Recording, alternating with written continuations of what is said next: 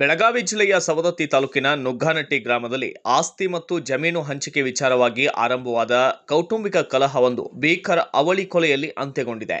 ಬಸಪ್ಪ ಫಕೀರಪ್ಪ ರಾಮಣ್ಣವರ್ ಹಾಗೂ ಲಕ್ಕಪ್ಪ ಫಕೀರಪ್ಪ ರಾಮಣ್ಣವರ್ ಎಂಬ ಇಬ್ಬರು ಸಹೋದರರನ್ನ ದುಷ್ಕರ್ಮಿಗಳು ಬಡಿಗೆ, ಕಬ್ಬಿಣದ ರಾಡ್ ಹಾಗೂ ಕಲ್ಲುಗಳಿಂದ ಹಲ್ಲೆ ನಡೆಸಿ ಬರ್ಬರವಾಗಿ ಹತ್ಯೆ ಮಾಡಿದ್ದಾರೆ. ಘಟನೆಯಲ್ಲಿ ಮನೆಯಲ್ಲಿದ್ದ ಫಕೀರಪ್ಪ, ನೀಲಪ್ಪ ರಾಮಣ್ಣವರ ಸೇರಿದಂತೆ ಇಬ್ಬರು ಮಕ್ಕಳಿಗೂ ಗಾಯಗಳಾಗಿದ್ದು, ಪ್ರಕರಣವನ್ನು ಗಂಭೀರವಾಗಿ ಪರಿಗಣಿಸಿದ ಮುರುಗೋಡ ಪೊಲೀಸರು ತಕ್ಷಣ ಕಾರ್ಯಾಚರಣೆ ನಡೆಸಿ ಪ್ರಮುಖ 6 ಆರೋಪಿಗಳನ್ನು ಬಂಧಿಸಿದ್ದಾರೆ. ಜಿಲ್ಲಾ ಪೊಲೀಸ್ ವರಿಷ್ಠಾಧಿಕಾರಿ ಕೆ ರಾಮರಾಜನ್ ಹಾಗೂ ಡಿವೈಎಸ್ಪಿ ಘಟನಾ ಸ್ಥಳಕ್ಕೆ ಭೇಟಿ ನೀಡಿ ಪರಿಶೀಲನೆ ನಡೆಸಿದ್ದು, ಈ ಕೃತ್ಯದಲ್ಲಿ ಇನ್ನೂ ಯಾರಾದರೂ ಭಾಗಿಯಾಗಿದ್ದಾರೆಯೇ ಹಾಗೂ ರೌಡಿ ಶೀಟರ್ಗಳ ಕೈವಾಡ ಇದೆಯೇ ಎಂಬ ಎಲ್ಲ ಆಯಾಮಗಳಲ್ಲಿ ಎನ್ಕ್ವೈರಿ ಮುಂದುವರಿಸಿದ್ದಾರೆ. ಆಸ್ತಿ ವಿವಾದ 2 ಅಮೂಲ್ಯ ಜೀವಗಳನ್ನು ಬಲಿ ಪಡೆದಿರುವ ಈ ಘಟನೆ ಇಡೀ ಬೆಳಗಾವಿ ಜಿಲ್ಲೆಯನ್ನು ತಲ್ಲಣಗೊಳಿಸಿದೆ. ಇಂತಹ ಇನ್ನಷ್ಟು ತಾಜಾ ಹಾಗೂ ನಿಖರ ಸುದ್ದಿಗಳಿಗಾಗಿ ಬೆಳಗಾವಿ ವರದಿ ಯೂಟ್ಯೂಬ್ ಚಾನಲ್ ಅನ್ನು ಸಬ್ಸ್ಕ್ರೈಬ್ ಮಾಡಿ, ವಿಡಿಯೋವನ್ನು ಲೈಕ್ ಮಾಡಿ, ಶೇರ್ ಮಾಡಿ, ಸ್ನೇಹಿತರೊಂದಿಗೆ ಹಂಚಿಕೊಳ್ಳಿ.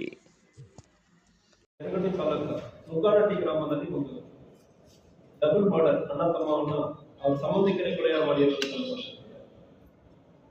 ಇದು ಒಂದು 2 ದಿವಸ ಹಿಂದೆ ಆಗಿರುವ ಘಟನೆ. ಈ ಘಟನೆಯಲ್ಲಿ ಒಂದು ಜಮೀನು ವಿಚಾರಕ್ಕಾಗಿ ಅಣ್ಣ ತಮ್ಮ 3 ಜನ ಇರ್ತಾರೆ. ಮತ್ತು ಅಣ್ಣನಕ್ಕೆ ದೊಡ್ಡವರಿಗೆ ಮಕ್ಕಳು 2 ಜನ, ಮಕ್ಕಳು ಒಬ್ಬರು ಮತ್ತು ಹೆಂಡತಿ. ಬಟ್ ಇವರು ಹಸ್ಬೆಂಡ್ ಅಂಡ್ ವೈಫ್ ಸೆಪರೇಟ್ ಆಗಿರ್ತಾರೆ. ಮತ್ತು 2ನೇ ತಮ್ಮನಿಗೆ ಅವನ ಹೆಂಡತಿಯನ್ನು ಕೊಲೆ ಮಾಡಿರ್ತಾನೆ. ಅವನ 2 ಮಕ್ಕಳು ಅವನ ಜೊತೆ ಇರ್ತಾರೆ. 3ನೇ ತಮ್ಮನಿಗೆ ಯಾವ್ದು ಮದುವೆ ಆಗಿಲ್ಲ.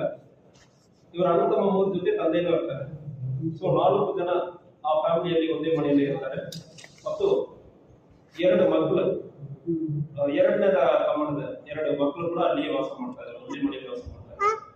ಇವರಿಗೂ ಈ ಫ್ಯಾಮಿಲಿಯಲ್ಲಿ ಇರುವವರೆಗೂ ಫಸ್ಟ್ ಮಗನಾದ ಯಲ್ಲಪ್ಪ ಫಕೀರಪ್ಪ ರಾಮಣ್ಣವರು, ಇವನ ಹೆಂಡತಿ ಸುಮಾರು 10-12 ವರ್ಷವಾಗಿ ಬೇರೆ ಕಡೆ ಇರ್ತಾರೆ. ಇವನ ಹೆಂಡತಿ ಬಂದ್ಬಿಟ್ಟು ನಮ್ಮದು ಪಾಲು ಕೊಡಬೇಕು, ಆಸ್ತಿಯಲ್ಲಿ ಸುಮಾರು 9 ಎಕರೆ ಪಾಲು ಇದೆ. ಅದರಲ್ಲಿ 1 ಎಕರೆ ಮಾರಾಟ ಮಾಡಿದ್ದಾರೆ. ಮತ್ತು ನನಗೆ ಬರಬೇಕಾಗಿರೋ ಪಾಲು ಸುಮಾರು 1 ಎಕರೆಯನ್ನು ಮತ್ತು ಕೊಡಿ ಅಂದ್ರೆ ಕೋರ್ಟಲ್ಲಿ ಕೇಸ್ ಕೂಡ ಹಾಕಿರ್ತಾರೆ. ಮತ್ತು ಸರ್ವೆ ಆಗಿರ್ತದೆ. ಸರ್ವೆ ಆಗುವ ಸಂದರ್ಭದಲ್ಲಿ ಜಮೀನು ಓನರ್ ಆದ ಈ 3 ಜನ ಯಾರು ಬಂದಿರೋದಿಲ್ಲ. ಅವರ ಗಂಡ ಯಲ್ಲಪ್ಪ ಕೂಡ ಅಲ್ಲಿ ಇರೋದಿಲ್ಲ. ಸೊ ಸರ್ವೆಗೆ ಯಾವ್ದು ಬಂದಿಲ್ಲ. ಇವರು ಒಬ್ಬರೇ ಸೈನ್ ಮಾಡಿ ಸರ್ವೆಯನ್ನು ಕಳಿಸಿ ಆದ್ಮೇಲೆ ಅವತ್ತು ರಾತ್ರಿ 10 ಗಂಟೆಗೆ ಕುಡಿದು ಬಂದ್ಬಿಟ್ಟ ಬಸಪ್ಪ ಫಕೀರಪ್ಪ ರಾಮಣ್ಣವರ, ಲಗ್ಮಪ್ಪ ಫಕೀರಪ್ಪ ರಾಮಣ್ಣವರ, ಇವರಿಬ್ಬರು ಅಣ್ಣ ತಮ್ಮ.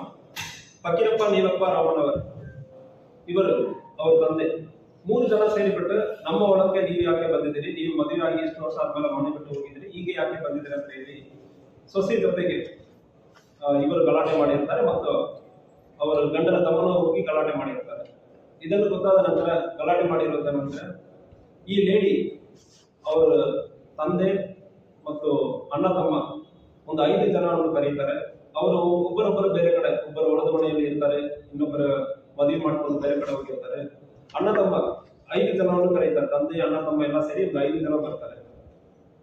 ದೇವಪ್ಪ ಮಹದೇವಪ್ಪ, ಲಗ್ಮಪ್ಪ ಮಹದೇವಪ್ಪ ಮತ್ತು ಈ ಲೇಡಿ ಅಣ್ಣವ ಯಲ್ಲಪ್ಪ ಅವರ ಮಹದೇವಪ್ಪ ಶ್ರೀಲಿಂಗಪ್ಪ, ಶಿವಾನಂದ ಮಹದೇವಪ್ಪ ಮತ್ತು ಶ್ರೀಲಿಂಗಪ್ಪ ಮಹದೇವಪ್ಪ, ಒಟ್ಟು ಈ 5 ಜನ ಜೆಂಟ್ಸ್ ಮತ್ತು ಅಣ್ಣವ ಯಲ್ಲಪ್ಪ ಇವರು 6 ಜನರು ಸೇರ್ಕೊಂಡು ಹೋಗಿ ಸುಮಾರು ರಾತ್ರಿ 12 ಗಂಟೆಗೆ ನುಗ್ಗಾನಟ್ಟಿಯಲ್ಲಿರುವ ಮನೆಗೆ ನುಗ್ಗಿ ಹೊಡಿತಾರೆ. ಕಟ್ಟಿಗೆ ಮತ್ತು ಕಲ್ಲು ತಗೊಂಡು ಹೊಡಿತಾರೆ. ಅದರಲ್ಲಿ ಅಣ್ಣವ ಅವರ ಗಂಡನ ತಮ್ಮನ 2 ಜನರು ಕೂಡ ಡೆತ್ ಆಗಿರ್ತಾರೆ. ಬಸಪ್ಪ ಫಕೀರಪ್ಪ ರಾಮಣ್ಣವರ್, ಲಗಮಪ್ಪ ಫಕೀರಪ್ಪ ರಾಮಣ್ಣವರ್ ಗಂಭೀರವಾದ ಗಾಯಗೊಂಡು ಮೃತಪಟ್ಟಿರುತ್ತಾರೆ. ಫಕೀರಪ್ಪ ನೀಲಪ್ಪ ರಾಮಣ್ಣವರ್ ಅವರು ಕೂಡ ಇಂಜುರಿ ಆಗಿರುತ್ತದೆ. ಅದೇ ಮನೆಯಲ್ಲಿ ವಾಸವಾಗಿರುವ 2 ಮಕ್ಕಳು ಸ್ವಲ್ಪ ಮೈನೂರ್ ಇಂಜುರೀಸ್ ಇತ್ತು. ಎಲ್ಲರಿಗೂ ಗಂಭೀರವಾದ ಗಾಯ ಆಗಿರುವುದು ಮತ್ತು ಕೊಲೆ ಆಗಿರುವಂತಹ ಈ ಕೇಸಲ್ಲಿ ಸಂಬಂಧಪಟ್ಟ 6 ಜನರನ್ನು ಕೂಡ ಆಲ್ರೆಡಿ ಅರೆಸ್ಟ್ ಮಾಡಲಾಗಿದೆ. ಮತ್ತು ಬೇರೆ ಯಾರು ಇದರಲ್ಲಿ ಸಹಕಾರ ಕೊಟ್ಟಿದ್ದಾರಾ, ಬೇರೆ ಯಾರು ಜೊತೆಗೆ ಬಂದಿದ್ದಾರೆ ಎಂಬುದರ ಬಗ್ಗೆ ತನಿಖೆ ನಡೆಸ್ತಾ ಇದೆ. ಸೊ ಇದು ಒಂದು ಗಂಭೀರವಾದ ಅಪರಾಧವನ್ನು ಫಸ್ಟ್ಲಿ ನಾರ್ಮಲ್ ಮತ್ತು DSP ಪರಿಶೀಲನೆ ಮಾಡಿ ತಕ್ಷಣ ಅಕ್ಯೂಸ್ಗಳನ್ನು ಕೂಡ ಸೆಕ್ಯೂರ್ ಮಾಡಲಾಗಿರುತ್ತದೆ. ಸೊ ಇದು ಒಂದು ಸಿವಿಲ್ ಡಿಸ್ಪ್ಯೂಟ್ ನಿಂದ ಇಷ್ಟೊಂದು ದೊಡ್ಡ ಗಲಾಟೆ ಆಗಿದೆ. ಆಸ್ತಿ ವಿಚಾರ ಈ ಅನ್ನವ ರೂಲ್ ಏನ್ ಸರ್? ಯಾವುದು? ಈ ಅನ್ನವ ರೂಲ್ ಅಣ್ಣವ ಯಲ್ಲಪ್ಪ ರಾಮಣ್ಣ ಅವರ ಈ ಲೇಡಿಗೆ ಯಲ್ಲಪ್ಪ ಎಂಬ ಜೊತೆ ಮದುವೆ ಆದ. ಯಲ್ಲಪ್ಪ ಜೊತೆ ಮದುವೆ ಆದ್ಮೇಲೆ ಆ ರಿಲೇಶನ್ ಕಂಟಿನ್ಯೂ ಆಗಿಲ್ಲ. ಮನೆಯಲ್ಲಿ ಕಂಟಿನ್ಯೂಸ್ ಗಲಾಟೆ ಆಗ್ತದೆ, ಒಂದು ಮಗು ಆಗ್ತದೆ. ಆದ್ಮೇಲೆ ಸುಮಾರು 10-12 ವರ್ಷವಾಗಿ ಅದೇ ಊರಲ್ಲಿ ಬಟ್ ಬೇರೆ ಕಡೆ ಇದ್ದಾರೆ. ಈಗ ಯಲ್ಲಪ್ಪ ಅಣ್ಣವ ಹಸ್ಬೆಂಡ್ ಅಂಡ್ ವೈಫ್ ಇಬ್ಬರು ಬೇರೆ ಬೇರೆ ಕಡೆ ಇದ್ದಾರೆ. ಬಟ್ ಈ ಅಣ್ಣವ ಈಗ ನನಗೆ ಬರಬೇಕು, ನಾನು ಮದುವೆ ಮಾಡ್ಕೊಂಡಿದ್ದೀನಿ, ನನಗೆ ಮಕ್ಕಳಿದ್ದಾರೆ, ನನಗೆ ಗಂಡನ ಜಮೀನಿಂದ ಪಾಲು ಬರಬೇಕಂದ್ರೆ ಅನ್ನೋದು ಆಸೆ. ಯಲ್ಲಪ್ಪನ 2 ತಮ್ಮ ಇದ್ದಾರೆ, ಬಸಪ್ಪ ಫಕೀರಪ್ಪ ಮತ್ತು ಲಕ್ಷ್ಮಪ್ಪ ಫಕೀರಪ್ಪ. ಅವರಿಬ್ಬರು ಇದಕ್ಕೆ ಕೊಡೋದಕ್ಕೆ ರೆಡಿ ಇಲ್ಲ. ಯಲ್ಲಪ್ಪನ ತಮ್ಮ ತಂದೆನೂ ಕೂಡ ಫಕೀರಪ್ಪ ನೀಲಣ್ಣ ಕೂಡ ಇದ್ದಾನೆ. ಇವರು 3 ಜನ, ಇವನು ಸ್ವಲ್ಪ ಕುಡಿಯೋದು ಅಭ್ಯಾಸ ಇರ್ತಂದ್ರೆ ಹೇಳ್ತಾ ಇದ್ದಾರೆ. ಉಳಿದ 3 ಜನನು ಕೂಡ ಈ ಜಮೀನನ್ನು ಕೊಡೋದಕ್ಕೆ ಯಾವ್ದು ಮುಂದೆ ಬರ್ತಾ ಇಲ್ಲ. ಈ ಇಶ್ಯೂವನ್ನು ಸೆಟಲ್ ಮಾಡೋದಕ್ಕೆ ತಯಾರಿಲ್ಲ ಅಂತ ಹೇಳ್ಬಿಟ್ಟು ಈ ಗಲಾಟೆ ಆಗಿದೆ. ಅದರಲ್ಲಿ ಬೇರೆ ರೌಡಿ ಶೀಟರ್ಗಳು ಕೂಡ ಕರ್ಕೊಂಡ್ಬಂದಿದ್ರು ಅಂತಕ್ಕಂಥ ಒಂದು ಆರೋಪ ಇದೆ. ಸೊ ಅದ್ರ ಬಗ್ಗೆ ವಿಚಾರಣೆ ನಡೀತಾ ಇದೆ.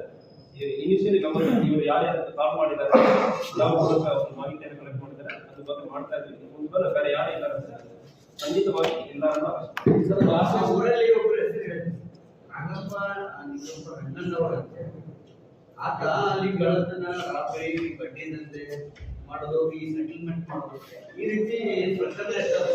ಅಲ್ಲಿ ಎಂಟ್ರಿ ಆಗೋದು, ಈ ರೀತಿ ಮಾಡೋದು, ಆರ್ಥಿಕ ಬಳಕೆ ಮಾಡೋದು, ಇದೇ ಮಾಡ್ತಾರೆ. ನಾಗಪ್ಪ ನಿಂಗಪ್ಪ ರೆಣ್ಣನವರ 29 ವಯಸ್ಸು.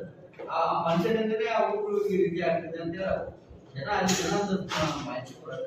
ಮುಂದೆನೇ ಮಾಡಿದ್ರೆ ಎಲ್ಲ ಕಡೆ ಮಾಡ್ತಾರೆ. ಸೊ ಇವರು ನಮ್ಮ ಇನಿಷಿಯಲ್ ಇನ್ವೆಸ್ಟಿಗೇಷನ್ ಅಲ್ಲಿ ಪ್ರೈಮರಿ ನಾನು ಕೂಡ ಅಕ್ಯೂಸ್ಡ್ ಜೊತೆ ಕೂಡ ನಾವು ಮಾತಾಡೋ ಸಂದರ್ಭದಲ್ಲಿ ಪ್ರೈಮರಿ ಇದರಲ್ಲಿ ಪ್ರಾಪರ್ಟಿ ಡಿಸ್ಪ್ಯೂಟ್ ಇರೋದು ಕಂಡು ಬಂದಿದೆ. ಪ್ರಾಪರ್ಟಿ ಡಿಸ್ಪ್ಯೂಟ್ ಮತ್ತು ಅಣ್ಣ ತಮ್ಮ ಮತ್ತು ಅವರ ತಂದೆ, ಅಣ್ಣವ ಅವರ ತಂದೆ ಎಲ್ಲ ಎಮೋಷನಲಿ ಬಂದು ಸಡನ್ ಅಟ್ಯಾಕ್ ಆಗಿದ್ದು. ಸೊ ಇದ್ರ ಬಗ್ಗೆ ಇದಕ್ಕೆ ಹಿಂದೆ ಪೊಲೀಸ್ ಸ್ಟೇಷನ್ಗೆ ಬಂದಿದ್ದಾರೆ. ಅದ್ರ ಬಗ್ಗೆ ಕೂಡ ನಮ್ಮ ಆಫೀಸರ್ಸ್ ಸ್ವಲ್ಪ ಯಾವ್ದಾದ್ರೆ ಅದ್ರ ಬಗ್ಗೆ ಕೂಡ ವಿಚಾರಣೆ ಮಾಡ್ತೀವಿ. ಆ ಸಂದರ್ಭದಲ್ಲಿ ಸುಮಾರು 2 ವರ್ಷದ ಹಿಂದೆ ಯಾವುದೋ ಒಂದು ಪಿಟಿಷನ್ ಆಯ್ತು. ಅದಾದ್ಮೇಲೆ ಇವರು ಸಿವಿಲ್ ಆದ್ಮೇಲೆ ಕೋರ್ಟ್ಗೆ ಹೋಗಿ ನಂತರ ಕೋರ್ಟ್ ಅಲ್ಲಿ ವಿಚಾರಣೆ ನಡೀತಾ ಇತ್ತು. ಸೊ ಕೋರ್ಟ್ ಮೂಲಕ ಅದಾದ್ಮೇಲೆ ಸಭೆ ಮಾಡ್ಕೊಡಿ ಅಂದ್ರೆ ಹೇಳಿ ಆದ್ಮೇಲೆ ನಿನ್ನೆ ಸಭೆ ಚಕ್ರಲ್ಲಿ ಹಾಕಕ್ ಬರ್ಲಿಲ್ಲ ಅನ್ನೋ ಕಾರಣಕ್ಕಾಗಿ ಇವರು ಕರೆಕ್ಟ್. ಸೊ ಒಂದು ಅನ್ನೋಕ್ಕೆ ಪ್ರಾಪರ್ಟಿಯನ್ನು ಕೊಡೋದಕ್ಕೆ ಇವರು ತಯಾರಿಲ್ಲ, ಪ್ರಾಪರ್ಟಿಯನ್ನು ಪಾರ್ಟಿಷನ್ ಮಾಡಿಕೊಡೋದಕ್ಕೆ ತಯಾರಿಲ್ಲ. ಮತ್ತು ಸರ್ವೆ ಮಾಡೋದಕ್ಕೆ ಅವ್ರು ಬಂದಿರೋದು, ಸರ್ವೆ ನೋಟಿಸ್ ಹೋಗಿರ್ತದೆ, ಬಟ್ ಆದ್ರೆ ಅವ್ರು ಬರೋದಕ್ಕೆ ತಯಾರಿಲ್ಲ. ಸರ್ವೆ ಆದ ನಂತರ ನನ್ನ ಜಮೀನು ನೀವು ಯಾಕೆ ಬಂದಿದ್ದಾರೆ ಅಂತ ಹೇಳಿ ಗಲಾಟೆ. ಸರ್, ಇದು ಈ ಮುಖ್ಯಮಂತ್ರಿ ಗ್ರಾಮದ ಬಗ್ಗೆ ಲಾಸ್ಟ್ ಟೈಮ್ ಇಲ್ಲಿ ಇದು ಮಾಡಲಾಗಿದೆ. ಇಲ್ಲಿ ಒಂದು 10-15 ಮಾಡಲಾಗಿದೆ ಸರ್. ಈ ಊರಿನ ಬಗ್ಗೆ ಏನಾದರೂ ವಿಶೇಷವಾಗಿ ಇದು ಮಾಡ್ತಿದ್ರೆ ಕ್ರೈಮ್ ಕಡಿಮೆ ಆಗಿದೆ. ಸೊ ಕ್ರೈಮ್ ಕಡಿಮೆ ಆಗೋಕ್ಕೆ ನಾವು ನುಗ್ಗನಟ್ಟಿಯಲ್ಲಿ ಪರ್ಸನಲ್ ಆಗಿ ನುಗ್ಗನಟ್ಟಿ ಬಗ್ಗೆ ನನಗೂ ಕೂಡ ಐಡಿಯಾ ಇದೆ. ಒಂದು ಅದಕ್ಕೆ ನುಗ್ಗನಟ್ಟಿಯಿಂದ ನಾವು ಗಡಿಪಾರು ಕೂಡ ಬಹಳಷ್ಟು ಜನರಲ್ಲಿ ಗಡಿಪಾರು ಮಾಡಿದ್ದೀವಿ. ನುಗ್ಗನಟ್ಟಿ ಗಡಿಪಾರು ಮಾಡಿರೋದು ಜಾಸ್ತಿ ಇದೆ. ಮತ್ತು ಈಗ ಬೌಂಡರ್ ಮಾಡೋದು ಮತ್ತು ಇನ್ನೊಂದು ಕೂಡ ನಾನು ಹೇಳಿದ್ದೀನಿ, ಮುಂದೆ ಬರುವ ANPR ಕ್ಯಾಮರಾ ನುಗ್ಗನಟ್ಟಿಗೆ ಹಾಕ್ತೀವಿ. ನುಗ್ಗನಟ್ಟಿಯಲ್ಲಿ ಇರುವ ಇವರು ಮಾತ್ರ ಅಲ್ಲ, ಪ್ರತಿಯೊಬ್ಬರಿಗೂ ಎಲ್ಲ ನಾವು ಸ್ಟ್ರಿಕ್ಟ್ ಆಗಿ ನಾವು ಇನ್ಫಾರ್ಮ್ ಮಾಡ್ತೀವಿ.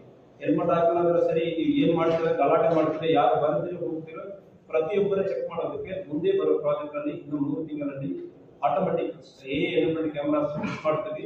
ಮತ್ತು ಅಲ್ಲಿ ಯಾವುದೇ ವೈಲೇಷನ್ ಮಾಡ್ತಂದ್ರೆ ಪ್ರತಿಯೊಬ್ಬರು ನಾವು ಸೀರಿಯಸ್ ಆಗಿ ತಗೊಳ್ತೀವಿ.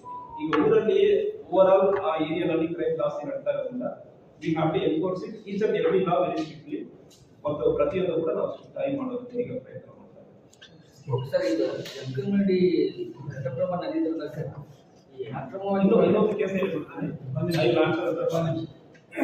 ಒಂದು ನಿಮಿಷ.